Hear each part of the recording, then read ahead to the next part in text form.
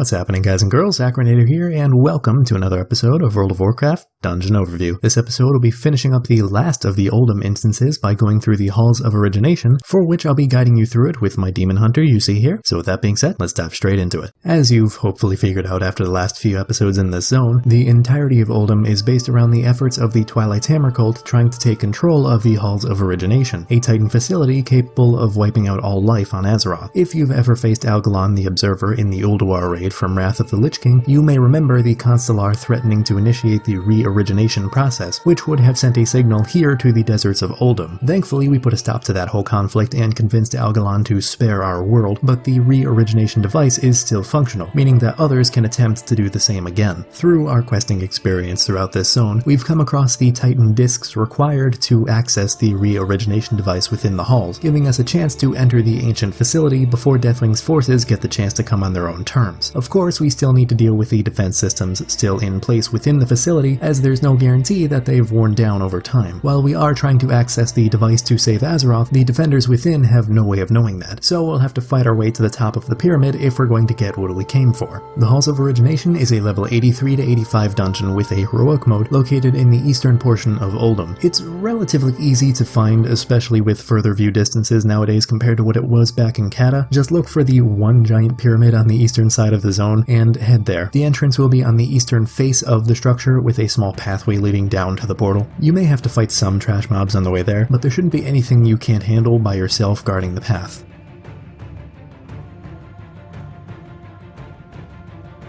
Most Titan constructs we've come across in the past have been rather basic in their programming. They're usually given a directive to carry out for all eternity, as well as your standard Titan defense systems in order to succeed in said task. Anur is a little bit different from his contemporaries, however. In the final days of the Titans personally overseeing Azeroth's well-being, they gifted this guardian with the capacity to wield the light. This isn't entirely out of left field considering the importance of what he has been charged to protect, and ever since this gift was bestowed upon him, Anur has used his powers to judge the intentions of those entering the halls. Unfortunately, the facility's communication network is down thanks to Deathwing, so it doesn't even matter if we eventually do become judged pure enough to enter. Oh boy, where do we begin with this fight? How about the fact that it used to disband dungeon groups before they ever had a chance? Seriously, this first boss was the cause of so much pain and torment for people who didn't understand mechanics that didn't involve punching someone's face. In all seriousness, there is quite a lot to worry about here, so pay close attention. The four heads positioned on the wall around the room will fire a laser at a random spot on the main floor area, leaving a pool of blue fire for a short while. Just get out of the pool and you should be fine. This one despawns rather quickly, so you shouldn't have to worry about losing too much space to stand on. The boss will occasionally cast Divine Reckoning on a random player, which after a few seconds will damage the player and everyone nearby, healing the boss for the amount damaged. So it goes without saying you don't want to be near anyone else when this holy bomb goes off. The amount the boss heals is rather insignificant if it's kept down to just one player per cast. When Anur reaches 2/3 and 1/3 health, he'll cast a holy shield on himself, making him immune to all damage and interrupts. He'll also begin channeling Reverberating Hymn, which causes a holy DOT to everyone. And I have not found a limit to this thing's stacking capabilities, so you're going to want to deal with this quickly. The hymn can be interrupted, but like I said before, the shield prevents that for the time being. In order to deactivate the shield, you'll need to jump down to the pit below to activate two levers on the opposite sides of the area. In heroic difficulty, these take 10 whole seconds to activate, and you do have to worry about snake trash mobs hitting and interrupting the person using the lever. The best way to deal with this mechanic back in the day was to have the entire group jump down together and escort the players pulling the levers around. The snakes aren't very strong, so you don't need to worry about killing them quickly. They just can't be allowed to aggro to the lever puller. As such, I'd recommend having two of your DPS pull them almost simultaneously, though it doesn't need to be at the same time, it just makes this go along quicker. I'd say you should put your healer in the area between the two levers in order to heal anyone that needs it, and have the tank and remaining DPS run around dealing with the snakes. Once both levers are successfully pulled, the shield will be down and the boss's hymn ability can finally be interrupted. Just run up the stairs as you see me doing here and interrupt Anur as quickly as possible to return to the normal fight rotation. And as I already stated before, this is going to happen twice, so good luck!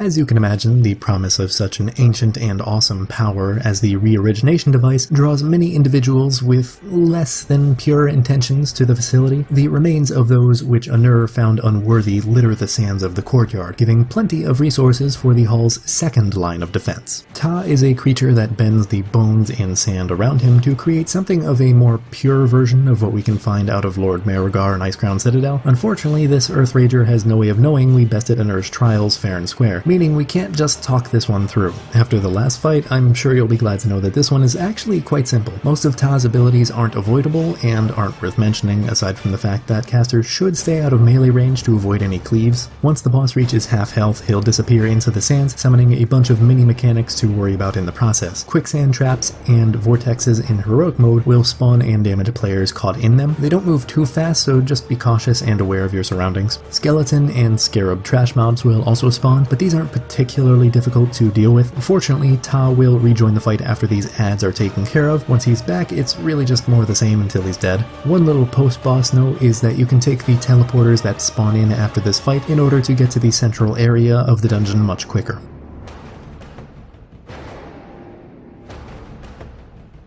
In the event of contamination from within the facility, the Titans constructed Anrefet to upkeep the maintenance of the halls. Should anything get this far into the inner chambers, like, say, a band of weary adventurers, he has been given authorization to cleanse the infestation by any means necessary. To get this boss encounter rolling, just talk to Bran Bronzebeard outside the boss's room to open the door and be given instructions on what to do. The gist of it is that there are 4 elementals on the 4 stairways that need to be killed in order to open the door. There are also going to be a ton of trogs in the way, but don't spend too much time on these since they respawn rather quickly. Once all 4 elementals are downed, the boss will come out and take care of the remaining trogs before starting the true fight. As for the mechanics themselves, this is going to be another extremely basic fight. The boss will target a random player for a shadow beam that leaves a pool on the ground afterwards. In Heroic, this pool doesn't go away until the fight is over, so try to stack these pools closely together to avoid losing too much of your fighting space. The boss will also periodically decrease everyone's health pools by 10%, maxing out at 100% of your health being decreased. The best way to approach this fight is to just burst Anrefet down as quickly as possible, plain and simple. After that's done with, there'll be another teleporter waiting for you nearby.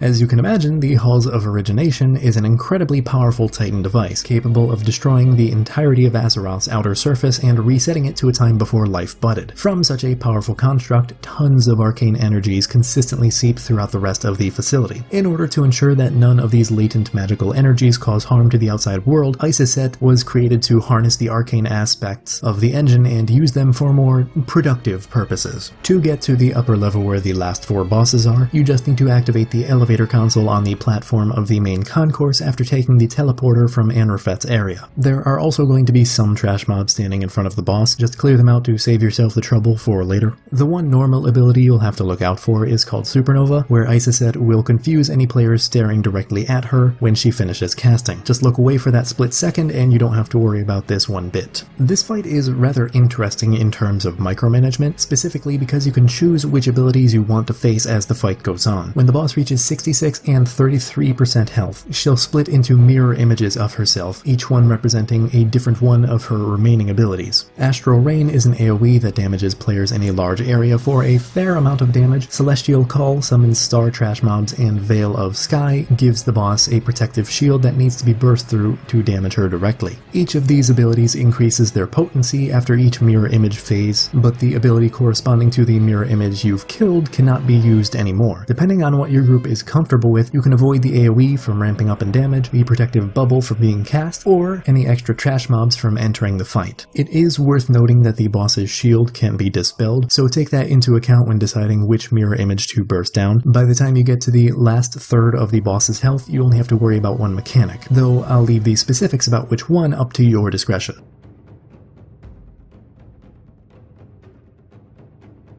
The initial intent of Titan facilities like the Halls of Origination was to destroy all life on any given planet in the event of newly discovered old god corruption. The Re-Origination device would then wipe the infestation off the face of the world, as well as potentially corrupted natives caught in the crossfires of this intergalactic war. However, the Titans were too compassionate to just let a world become a desolate wasteland forevermore. Re-Origination, as the name would imply, is supposed to reset the world to a time before the Void had grasped the land and built untouched life anew once again. Unfortunately, the Titans created the Halls on Azeroth far too late, meaning that the old gods would be unaffected as a result of how deep-seated they've become in the planet. But it's no use telling the Watchers that now. Regardless, Amune is the construct made to oversee the repopulation of new life after the Halls carries out its standard protocols. Like the last boss, and like the remaining bosses yet to come, Amune will have a few trash mobs directly in front of his throne. Just deal with these to start the fight properly. And, ironically enough, the boss itself is mostly about ad management. The boss himself doesn't really do much, but these trash mobs he periodically summons will, if allowed to, stack up too much. As long as they're killed quickly, you don't have to worry about too much. That is, besides these spores, which will release a damaging pool when killed, so just be conscious of that and kite accordingly.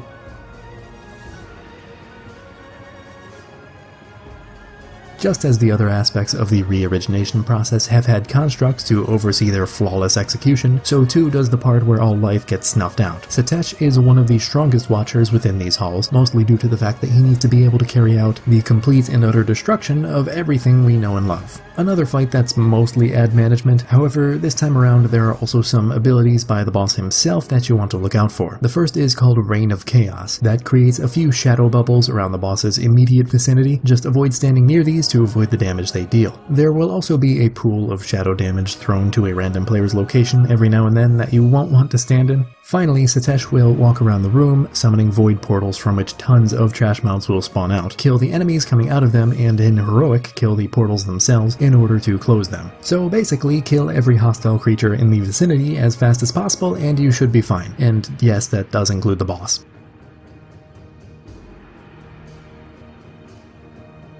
While Satesh sees the physical destruction of life on Azeroth, he is not the direct source of the power used to do so, merely its wielder. That honor would go to the Titan Watcher, set to oversee everything about the Halls of Origination, Raj. It is said that this construct can wield the power of 10,000 suns, both creating and destroying life in an instant, making this one of the craziest fights we'll have had to date. This may be the last hurdle we must overcome before to gain access to the device, but it is undoubtedly going to be the most difficult as well. Raj is almost comparable to an actual Titan Keeper in both power and authority, meaning that this is going to be one of the most significant fights we'll have had in a while, probably since we took on Loken in the Halls of Lightning. We're finally here, the final fight, and thankfully this is going to be a little more complex than the last two fights we've had. The first thing you want to look out for is called Summon Sun Orb, where a giant living fireball spawns above a player at random and falls down, dealing a fair amount of damage and knocking back anyone nearby. This is technically interruptible, but I'd recommend saving your abilities for the next mechanic. Inferno Leap is where the boss picks a random player, gives anyone nearby a speed boost, and jumps to the location, greatly damaging anyone caught in the attack. This ability is also interruptible, and I'd highly recommend doing so for this one. Depending on how low you are on health or how good your gear is, this could very easily kill you instantaneously if Raj is allowed to cast this. Fire tornadoes will spread throughout the boss arena, and in heroic mode, a pool of fire will also spawn. So be aware of your surroundings and don't stand in the damn fire. You'd hope I wouldn't have to tell you this nowadays. You may have noticed that the boss has a resource bar like the players do, and that it has been going down for every attack he casts. Once Raj's sun energy dips below 10%, he'll leap to the center of the room and channel the power of the sun to replenish his might. However, he also takes increased damage during this time, meaning that it's your best chance to pop all of your cooldowns and burst him down quickly. Well, I hope you all enjoyed this episode, and if you did, feel free to give it a thumbs up. And if you want to see more like it, maybe even subscribe. Links to my social media and whatnot are in the description below. And as for the comment question, why do you think the constructs within the Halls of Origination relied solely on non-physical communication systems rather than something like a physical visitor's pass? I know it sounds kind of silly, but it would have saved everyone a lot of time and grief if Ender could have just given us a badge or something proving that he judged us pure enough to enter after defeating him. Instead, we basically left the entire facility defenseless aside from our Ramgahen allies, but I wouldn't want to leave them with the burden of protecting something as vital to our world as this facility. Maybe we could just send word to our newer allies in Ulduar are to send more defenses, but it still seems like a waste that we had to clear the place out of already viable enforcers just because they couldn't communicate properly. What are your thoughts on the matter? Anyways, that's all the time I've got for today, so until next time,